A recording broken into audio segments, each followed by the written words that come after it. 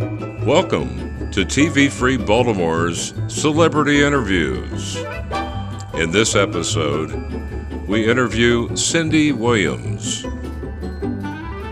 I had just wanted the book to be only anecdotes and fun stuff, Right. and then the publisher had asked for a little bit more than that. And I said, "You mean like, my childhood?" And they said, "Yes." So I wrote about my childhood, and it wasn't the greatest childhood, but it made me who I am today, and I am grateful for that. And my father was, he was an alcoholic, and as I say in my book, when he was sober, he was the greatest guy ever. Funny, self-effacing, smart, just strong, confident person.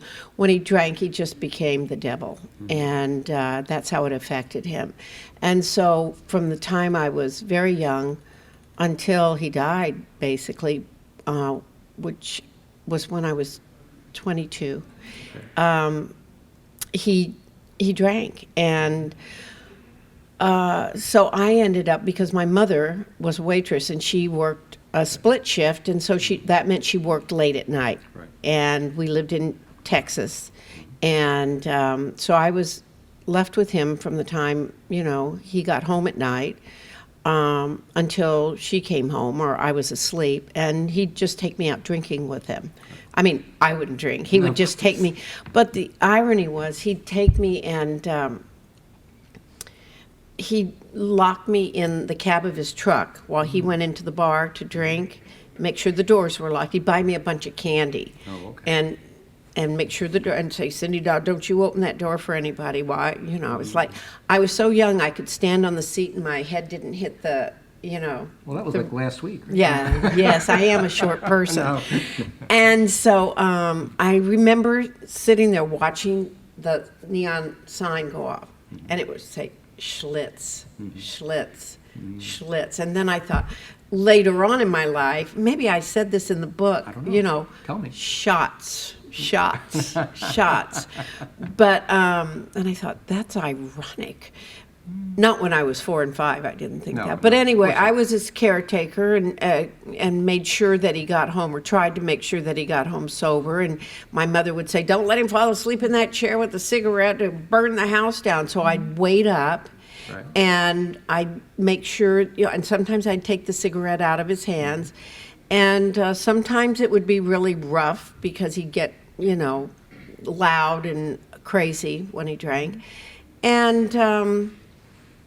And because of that, I think I developed insomnia and a lot of little tics, as anyone would. Okay. So, I had that childhood. But in that childhood, TV was my babysitter. And here's another beautiful irony. Okay. I'd watch the Gail Storm show and Roy Rogers and Dale Evans and the Lone Ranger. And they would that would be my babysitter, and it would comfort me. And I got to meet Gail Storm. Oh, wow. And and I almost wept because she had no idea what she meant to me. I tried to impress that upon her, how much she meant, and she was so lovely. And people come up to me and they'll start crying. Like there was a lady here today, and they'll say, "You don't know what you meant to me. You got me through so much. Your show got me through so much when I was a child." And some people have even said that their parents were alcoholic, or that they were fighting, and that it was the timbre of the show, the timpani, the beat of the show that took them away from that. And I knew that so well. Right. And so that's like a major, major compliment to me, and a blessing upon me, too. Yeah, wonderful. Now, so is Carol Ann younger or older? She's younger. She's Okay. here today. So that's why you were more or less Daddy's caretaker. She was the younger daughter. She got to stay with my grandmother because she was basically an infant, Okay, right. and so She got to stay at my grandma's house in Dallas, and I was, doing combat duty with my father Right. in Irving. Okay. Now, I know I want to talk about, when was that first, the thing that's talked in your book, The Talent Show, when you were a kid? When was it? Was that high school or younger? You did a talent show? Junior high. Junior high. Was that the first time Ice you cream had social. Ice cream social. Was that the first time you had the acting bug, or was it before that? Junior high ice cream social. No, I always You always loved wanted to mimic, Oh. like my father. Oh, he My did father that. was also the funniest man I've ever known. Just very, very funny, incredible wit, and and the one thing my father did was he made me go to church every Sunday. He would drop me off. He'd just find a church and say, go into Sunday school. And sometimes I go with the neighbors, and sometimes he'd let me go to church with my grandmother, who was Roman Catholic. Okay. And so I'd go to Mass.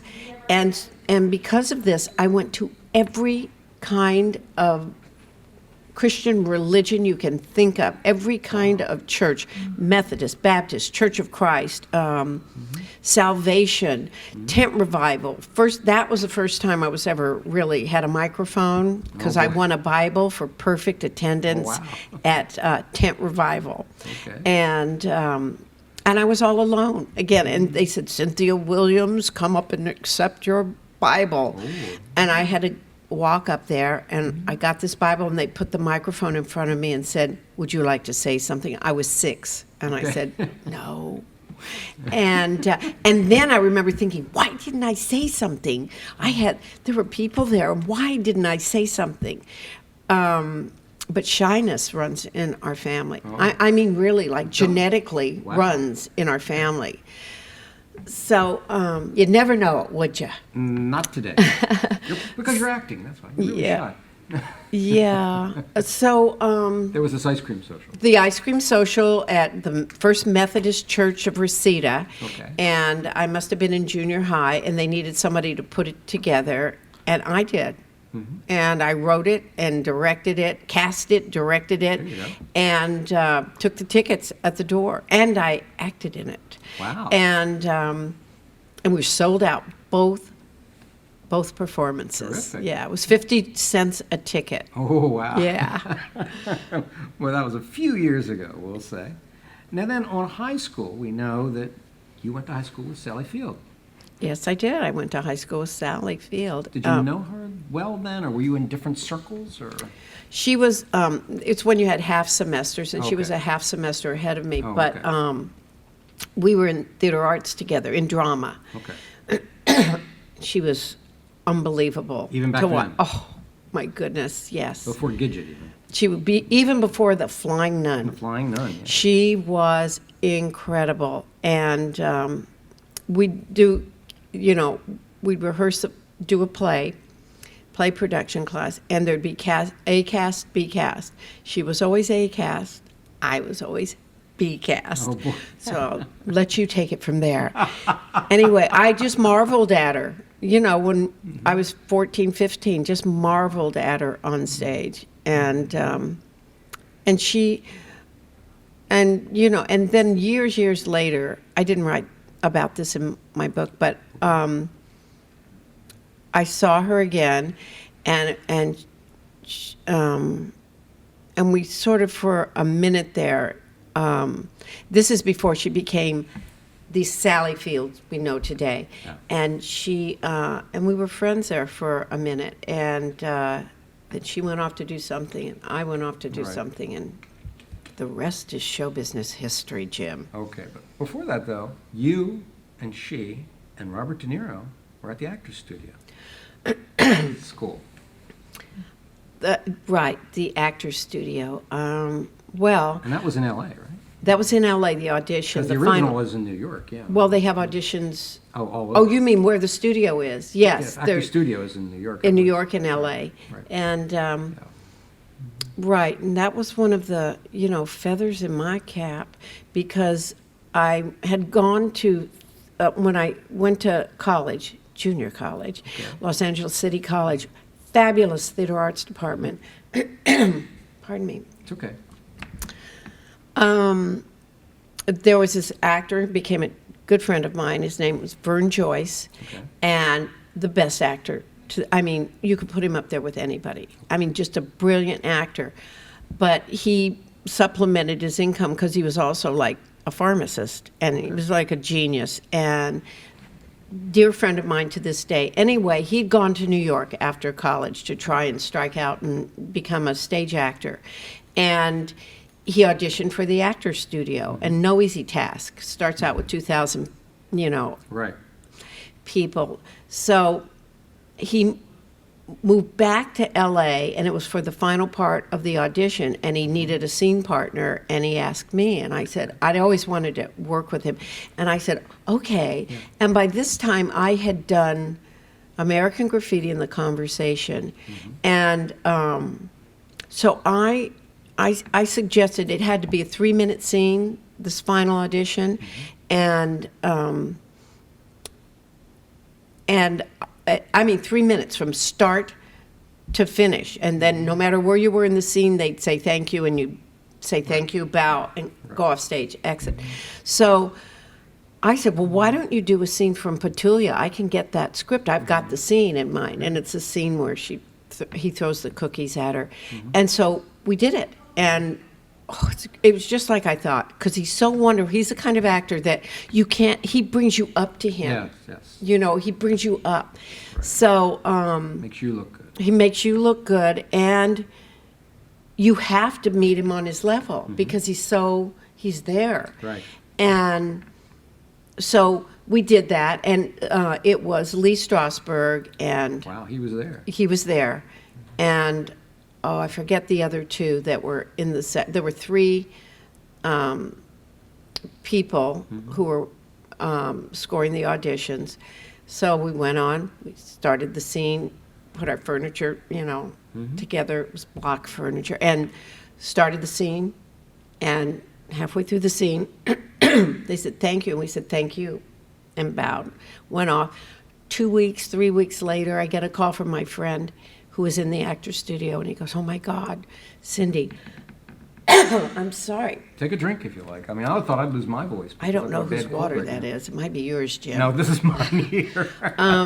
We'll get you one. But... About 3 weeks later, Charles called and said, and he was a member of the studio himself, he said, oh my goodness, Cindy, they just posted the list of new Actors Studio members, and you're on it. I go, I'm on it. I said, is Vern on? He goes, you and Vern. Wow. And then he read the list to me, and the only other people I can remember were Robert De Niro and Sally Field. There were 9 people made it out of 2,000. Amazing. So that's like, anytime I'm feeling, blue, I think of that, and I throw my shoulders back. Yeah, with those Oscar winners, right yeah, there. everybody's sitting in there and getting to just walk in, sashay on into the Actors Studio. Yes, you had to feel pretty big about that. Now, I know a little later on, I don't know, we were a struggling actress in California. What I found was cool was, you spent a little time living in W.C. Fields' old mansion. Oh, yeah, hippiedom. Yeah. I mean, did you ever register, can you think back and say, well, was it, at the time, do you think it was kind of cool, this was Mr. Fields' place? Yeah, I did. I really did. Maybe but some of the other kids didn't, but you did. Well, I think everybody was kind of, W.C. Fields. It was his place. Yeah. But it was a time in Los Angeles where, in the 60s, where all those big old houses were for rent up on Los Feliz for nothing. And so my friends and I chipped in, and rented the W.C. Fields mansion, and I had the maid's room at the back of the house. So we're near the kitchen, I would imagine. It was off the kitchen. Right, usually we're and my father said, well, Cindy, you can't be sleeping in here on the floor. And so he bought me a mattress and a box spring, and that's what I had in the room, and a chair and a desk and a lamp. But I was working at the Whisky A Go Go by then, and I was taking the bus coming down because none of us had cars, and I took the bus down to Western and then walked the rest of the way. Right.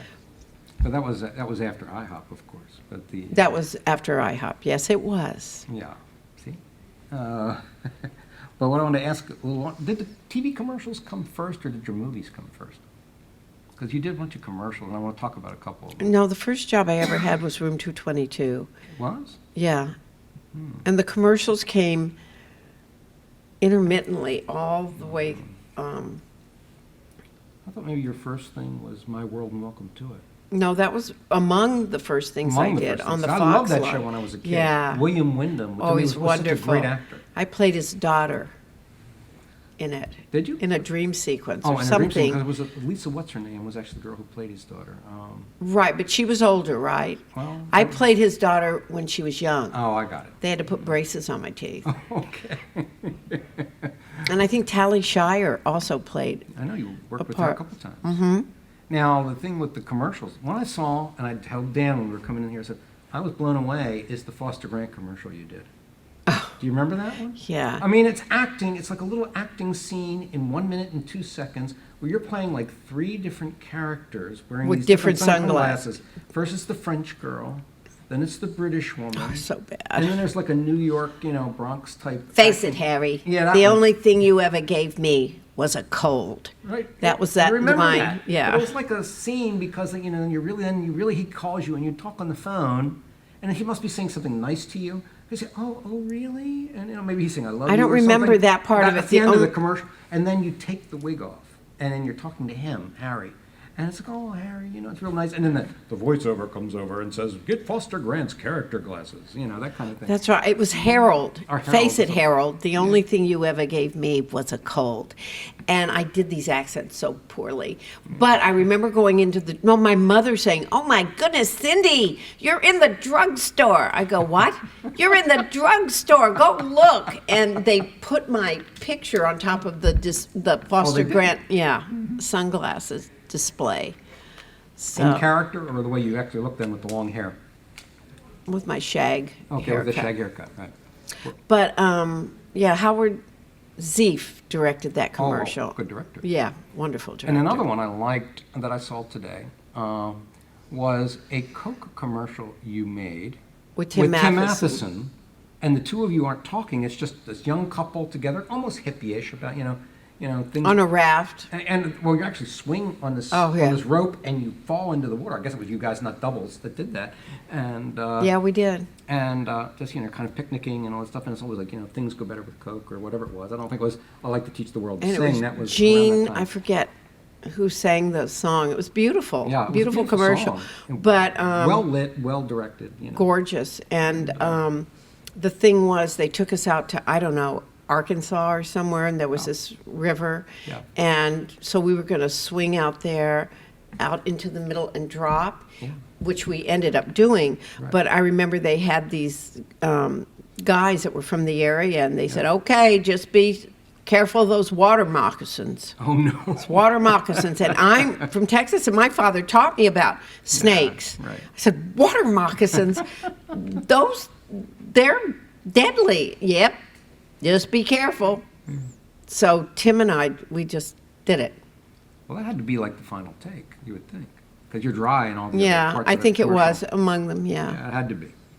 Well, and then of course we'll get into that a little bit later. Something else. Oh, your waitressing, of course. I know there's the great story about you and Jim Morrison on your first night at the Whisky A Go Go, and you've probably said it a lot of times. But go ahead. You can say Well, the something. story about Jim Morrison and the Whisky A Go Go is very difficult to tell. It took me a long time to write it in the book because it doesn't hold the same kind of essence when you tell it, because you have to understand that, I was running from here to there to the other people trying to grab me to order, and it was Jim Morrison at the table, Your first night. and then the bartender and Tony and all the waitresses, the older waitresses, and Mario and Elmer and all the people there, and to understand, to get the real feeling of it. So I've tried to tell it, and people have, it doesn't work verbally. It works for the when the reader reads it. Yeah, it does come across well on the page. On the page, yeah. And even then, I didn't get how crazy that was. But also, like the thrill, you do get across the thrill. My God, it's Jim Morrison. Oh, yeah. And he held my hand. And the way I got that across was, I think, when I looked, and he looked like a Greek god. You know, sure, he everybody turned said. around, and it was like, oh. And that's all I could. And then I was aware, I didn't put that in the book, but I was aware of the two girls he was with watching me look at him. And then I got very professional and asked him what he wanted to The drink. two blondes, yeah. Yeah, the two blondes, yeah. Who ordered the Tom Collins. Right, the generic blonde. Tom that's what I said. Collins. The generic blonde. Yes. But also, I wanted to ask about somebody else that you Okay. served. You said it was in there one time Duke Ellington came in. And you That served was him. after I'd been relegated to the peanut gallery upstairs, and if you had to serve the peanut gallery, you had to serve backstage, which was the peanut gallery was a blessing and a curse. Okay. Because the curse was you just waited on kids that were sitting on benches and would not tip, Right, which was fine. I understood it. right. And you also waited the backstage, which is all the artists who came in, the musical Wow. artists. And they had a lot of great artists come They through there were many incredible artists. However, they didn't tip. No one tipped back there. Oh, no. So up there, but I got to meet Duke Ellington, beautiful man, and Joe Cocker. First time he came in, Great. he had a brandy, brandy, Yeah. and Al Green, and Dr. John and the Night Trippers, and who's that famous drummer? Buddy Rich. Buddy Rich. Buddy Rich, there Yeah. we go. Buddy Rich, and oh gosh, I can't think who else. It just went A lot on of and great on and people. on. Yes. That was a great experience for you. I can't remember. Okay. Well, okay. And then you talked a little bit about those early TV shows you did, but an important, interesting thing for me too, and they put it in like I think your, whatever it is, IMDb page or whatever it's called, you know, that you worked for 5 Oscar-winning directors. And I know that one you didn't like very much. 5. They said 5. And I wrote them down so I would remember them. But of course, they would be George. Big Cooker, Coppola, Lucas, Nicholson, and Roger Corman. Oh yeah. If you count Roger and Jack, absolutely. And I don't know, obviously Jack didn't win one for his director, but No. and I don't know that Corman did either, but they say he's an Oscar winner. So I don't know what for, maybe producer. I think they may have given him a Or a honorary lifetime. But what I wanted to know Roger. did Gas come before your TV stuff? Oh God, yes. Gas was your first That was the movie. first movie I ever did. I don't even remember if yes, I'd done Room 222 and Oh, you had done a few of My those. World and Welcome to But It. then Yeah. you got, how did you get noticed or get the part for Gas, even though, again, that was another low budget? I went in and met with Roger Corman. And you met with him himself, the legend. Yep. Well, he directed it. Right. He usually produced, directed everything. Yeah. And wrote them usually, too. Yeah.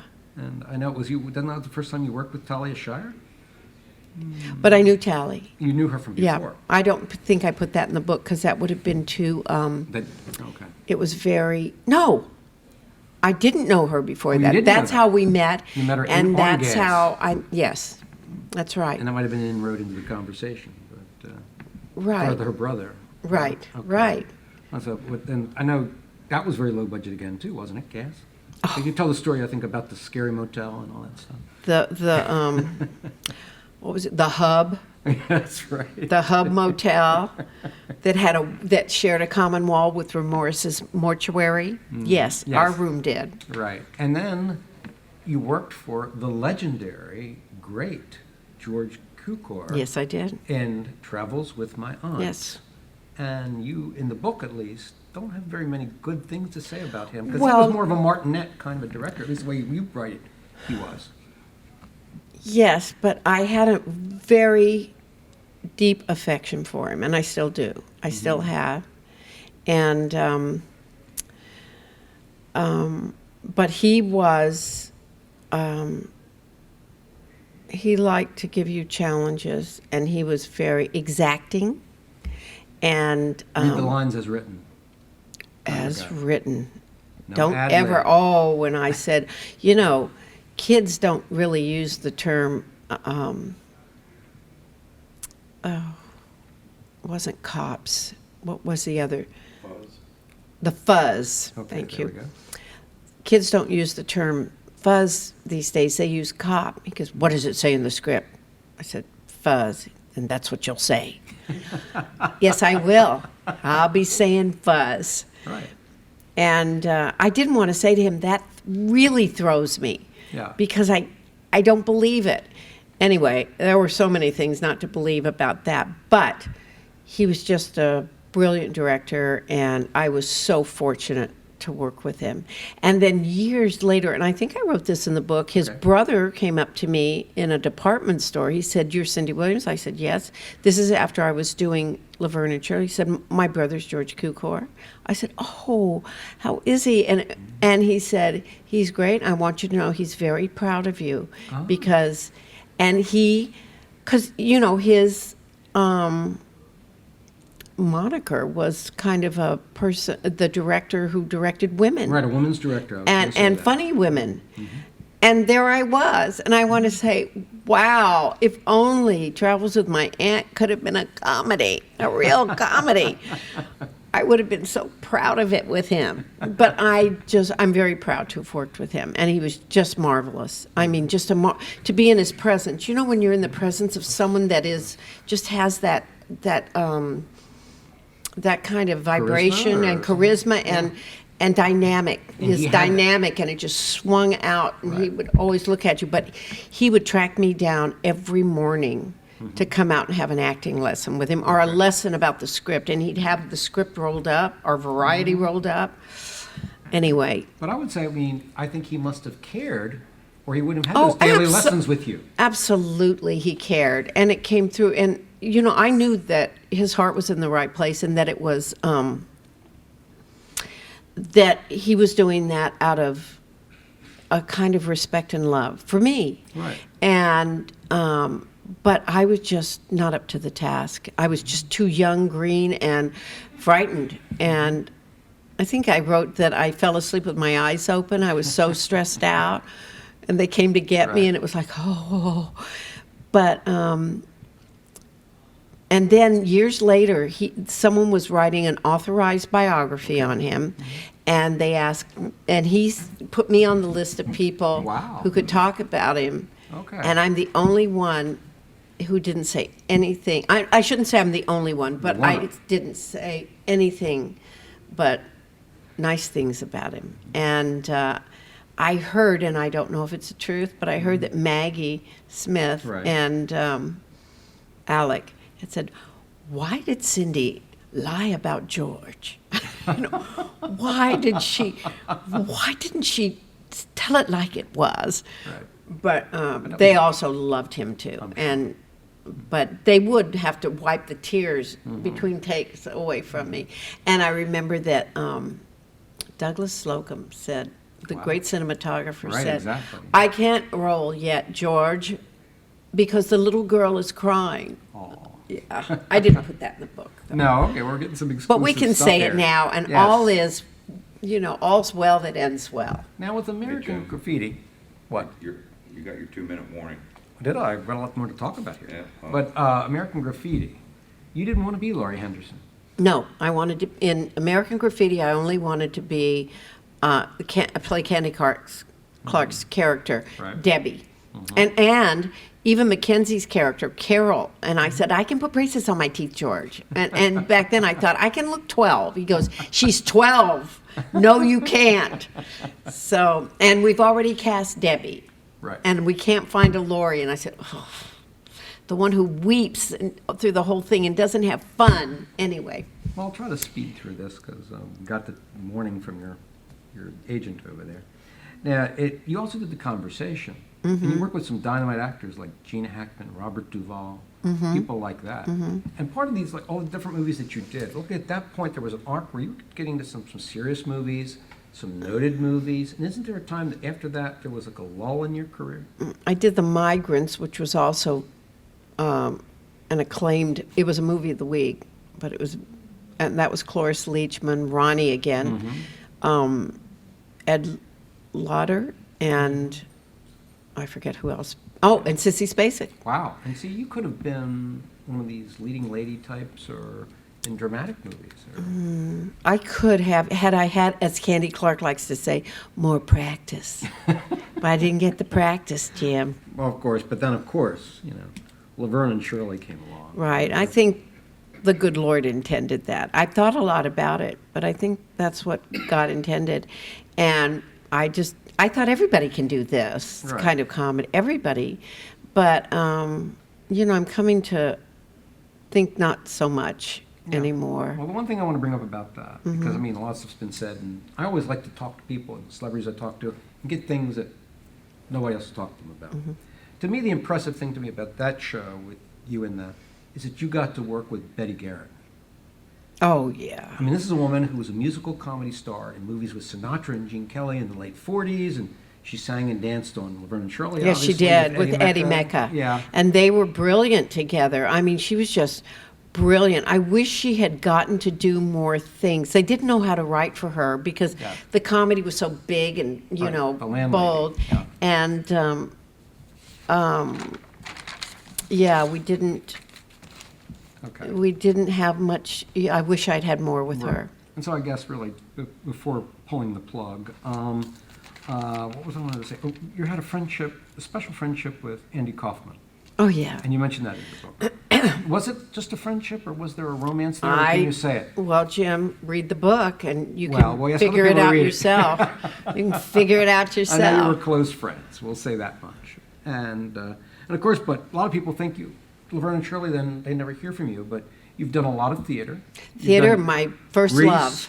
Nonsense, like I said, Menopause, 2012 LA County Film Festival Award. Yes, I got the dramatic award. Right. I got the comedic award for Stealing Roses. Yes, which was a dramatic film. Yes, it was. So I don't know if that was a joke. But I also did The Drowsy Chaperone on Broadway. All right. Wow, yeah. And that was with it? For 3 weeks. Eddie Mecca? I know you did some. No. You did some shows with Eddie Mecca. Oh, yeah, a lot of shows. I'm going to go and do Barefoot in the Park with him. You won that. And of course, were you a cancer patient in that movie and Stealing Roses or something? Some of the photographs, I've seen still photographs. Well, look like lung you're sick. cancer, yeah.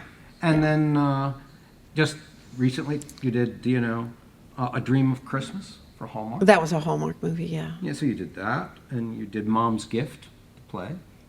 Mom's Gift, yes, Yeah, I this year. did. Yes, that was it was a fun play. And difficult. Because we want to keep things kind of just up current, is that you just made Still Waiting in the Wings. Oh, yeah. With a great cast of veteran actors and Yes. actresses. Yes. And it's supposed to now be in post-production. So is this something Right, that I we think just- will be released? Is this going to be a feature Jim, film? you Yeah. gotta go. Okay, I'm going to let it go. Let's Will see. it be? Yes, it will be released definitely. Okay, terrific. And again, I want to thank With you. Carol Cook. Yes, Carol Oh, Cook. I love her.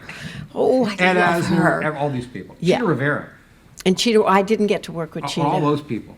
And Sally Struthers. I didn't get to work with Sally in it. Okay. But then again, I want to thank you for giving Oh, me thank graciously you, of your Jim. time. Thank you. What fun. You're And people- excellent. You've been watching Celebrity Interviews on TV Free Baltimore.